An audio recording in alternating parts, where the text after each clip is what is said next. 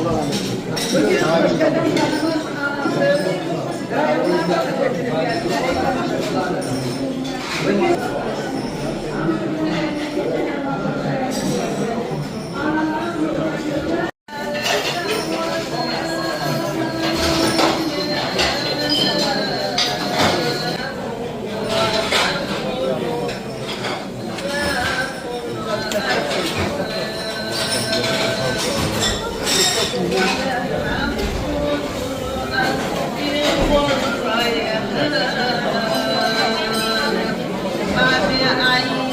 Abad amin, ahiret evi abad amin, mekanı cennet amin, yerde kalanları salamat amin, ve mülki ve kaderile âli tâli, ve mülkûne bil sureti mübareketi el-Fâs.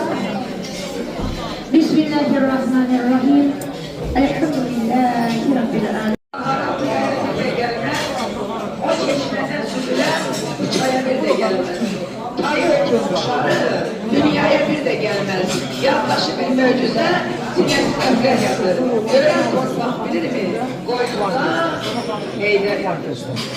Bugün Allah zerzerine marifa olan güzel şeyler Rozat'ın insan var ölende taşayan Ayfer'den İnsan var ölende yaklaşayan. İnsan ölende ölmür ay gelenden. İnsan umudulanda ölür. Unutulmayan bir mamur olacak.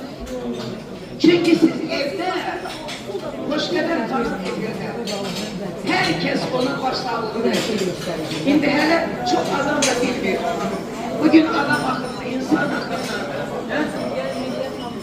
Yani gelebilmeyenleri de rayonlarda ben gördüm. Rayonlardan gelen savaşçılar geldi.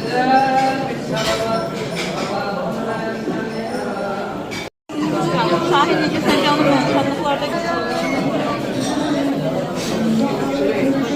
sabah tekerin pilleçenden düşer. Yani pilleçenden düşer.